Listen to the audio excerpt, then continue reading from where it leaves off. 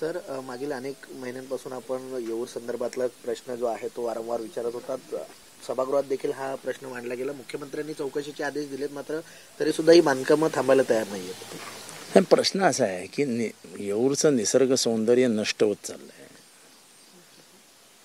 जवळजवळ 75 एकर वनजमिनी इथल्या खाजगी लोकांनी ताब्यात घेतल्या आहेत. काही ठिकाणी आदिवासींच्या जमिनी आदिवासी राहत असताना त्यांना मारून बाहेर काढून त्यांच्या जमिनीचा ताबा घेतला. ह्याची तक्रार झाली पोलिसांकडे.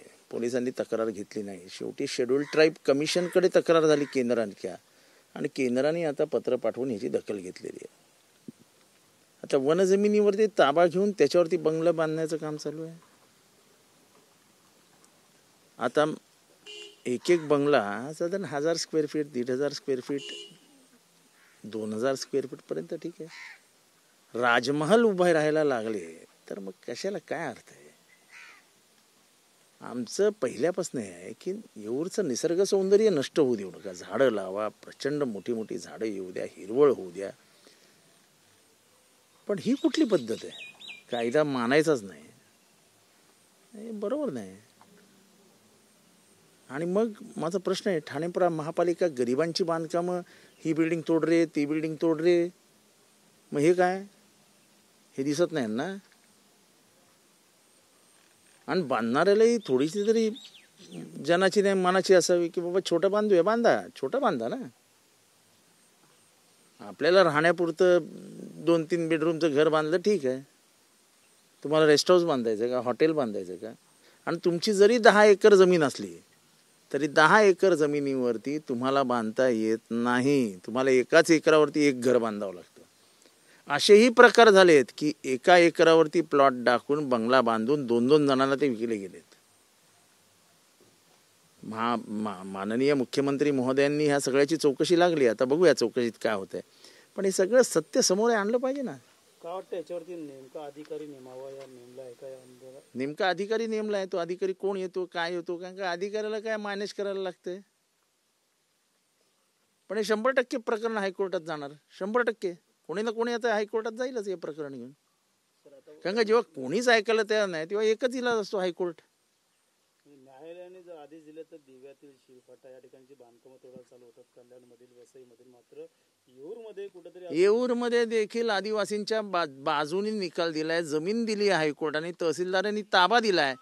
निर्मळ सोलंकी नावाचा गुंड येतो, गुंडांना घेऊन येतो आणि एंटायर जमिनीतनं आदिवासींना बाहेर काढतो आणि जमिनीचा कब्जा घेतो.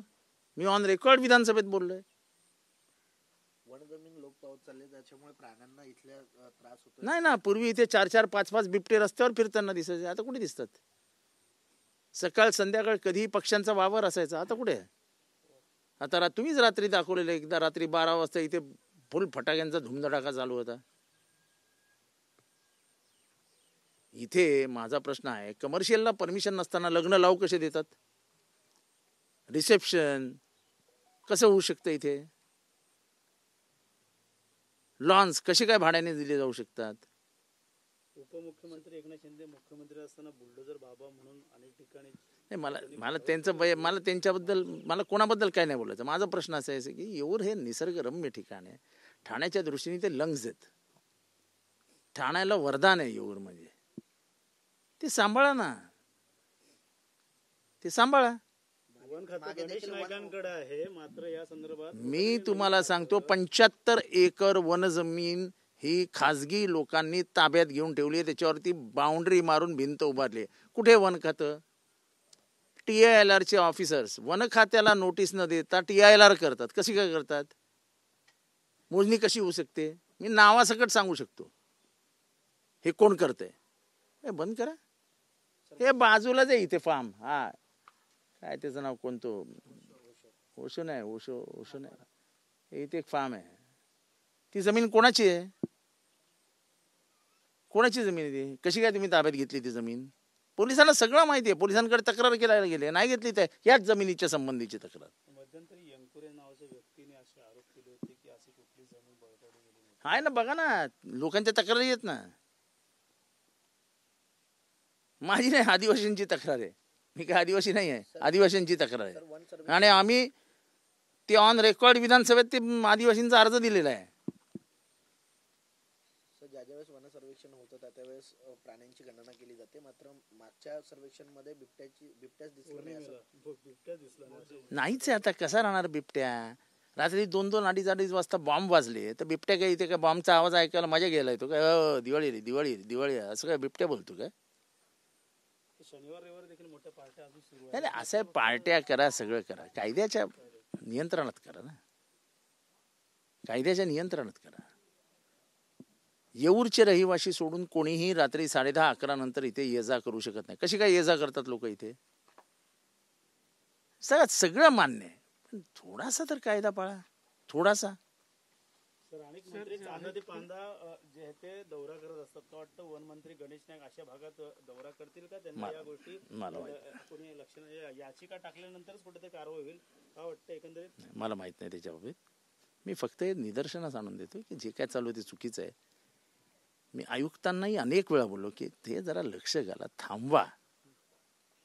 एखाद्यावर कारवाई करून कारवाई केल्यासारखं दाखवायचं योग्य नाही. लोकांना कायद्याची भीतीच राहिलेली नाही. ठाण्यातला एक मोठा बिल्डर इथे मोठा बंगला बांधतोय. त्या बिल्डरलाही माहिती आहे मी नाव घेतल्यावर तो उद्या आज संध्याकाळपर्यंत माझ्या घरी येईल. कशासाठी? का? सर येऊर में जिस तरीके से आप विधान भवन में आपने आवाज भी उठाई थी कि अवैध बांधकाम, देखो ऐसा है, तुम गरीबों के बांधकाम धड़ाधड़ तोड़ते रहते हो. येऊर में कब्जा हो रहा है सब जमीनों के ऊपर. जो जमीन जिसके बाप की नहीं वो भी उसके ऊपर भी कब्जा हो रहा है. जिस जमीनों पे आदिवासियों का हक है, अधिकार है, 7/12 है, मालकी है, उनको मारपीट के भगाया जा रहा है. पुलिस में जाके वो FIR दे रहे, कंप्लेंट दे रहे, कोई सुन नहीं रहा है. मुख्यमंत्री ने इसकी चौकसी के आदेश भी लगाए, लेकिन इसीलिए मैं जो बन रहा है जिस तरीके से इसीलिए बोल रहा हूँ कि आयुक्त महोदय ने भी लोगों को बोलना चाहिए कि जाके येऊर में देख के आओ क्या हो रहा है. और मैं तो कहूंगा कि आयुक्त से 5 मिनट की दूरी पे है येऊर, आके देख के जावे क्या हो रहा है. दीवा की सील में जिस तरीके से कार्रवाई होती है यहाँ पे भी बुलडोजर चलना चाहिए क्या? कर्नाटकच्या मुख्यमंत्री कोकाटेन बद्दल तुम्ही आता दुसरा व्हिडिओ ट्वीट केला, नक्कीच कुठेतरी आता मी मला असं आहे, कोकाटे च्या बाबतीत काय म्हणाले की ते जाहिरात बघत होते. मी त्या व्हिडिओत काय दाखवलंय, ते पत्ते हलवत आहेत. ते किलावर काय म्हणतात, त्याचा एक पत्ता असा खाली येताना दिसतोय, एक बदाम वरती जाताना दिसतोय. याचा अर्थ ते खेळत होते. जंगली रमी हा पैशाचा खेळ आहे. तो डाउनलोड करावा लागतो, तो काय नॅचरली येत नाही ॲप. आम्ही फक्त सत्य सामोरेला आणतोय महाराष्ट्राचे की किती गंभीर आहेत बघा मंत्री. एकीकडे शेतकरी आत्महत्या 1000च्या वरती निघून गेल्या आहेत. शेतकऱ्यांची दैना झाली आहे. एक शेतकरी बैलासारखा स्वतःच्या अंगावरती ते नांगर घेतो आणि बायकोला ते धरायला सांगतो आणि शेतीमध्ये नांगर चालवत असतो. अशी महाराष्ट्राची अवस्था असताना असं होणं चुकीचं आहे. काय वाटतं यंदा कारवाई होईल का त्यांच्यावरती? मंत्री राजीनाम्याची मला काही माहित नाही. आम्ही फक्त आणून दिलं सामोरे. आता त्याचा निर्णय त्यांनी घ्यावा. छावा संघटनेचं म्हणणं आहे की अनेक लोक ऑनलाईन बघता अनेकांनी आत्महत्या देखील केल्या ना. आत्महत्या केल्या. मागच्या आठवड्यात 4 आत्महत्या आहेत महाराष्ट्रात. हे काय आत्महत्या वगैरे करणार नाहीत. एवढा रगड पैसा आहे की विचारू नका. या रगड पैशाचा हा माज आहे आणि सत्तेचाही माज आहे. कर्नाटकच्या मुख्यमंत्र्यांच्या बायकोवर ज्याप्रमाणे ईडीची कारवाई झाली त्यानंतर न्यायालयाने झापलेला आहे. ईडीने आज मला आनंद आहे की सर्वोच्च न्यायालय म्हणाले की तुमचे राजकीय स्कोर सेटल करण्यासाठी ईडीचा वापर करू नका, नाही तर आम्हाला मध्ये बोलावं लागेल. आता जे आम्ही गेले अनेक वर्ष बोलतो आहोत की राजकारणासाठी तुम्ही यंत्रणेचा वापर करतात, असं आम्ही सातत्याने बोलत होतो. आज सुप्रीम कोर्टाने बोलून दाखवलं. ते जाऊ दे, क्लियर. देखो हम लोग बार बार ये कहते आ रहे हैं कि ईडी का इस्तेमाल अपना पॉलिटिकल स्कोर सेटल करने के लिए किया जाता है. हम कह रहे थे, सुनवाई नहीं हो रही थी, सुप्रीम कोर्ट ने ही कह दिया कि ये बंद करो, नहीं तो हमको बीच में आना पड़ेगा और सच्चाई बतानी पड़ेगी. इंडिया आघाडीचा दौरा आहे दिल्लीमध्ये, उद्धव ठाकरे जाणार आहे, बैठक असणार आहे. पवार साहेब पण गेलेले आहेत आणि पवार साहेब पण सामील होणार आहेत.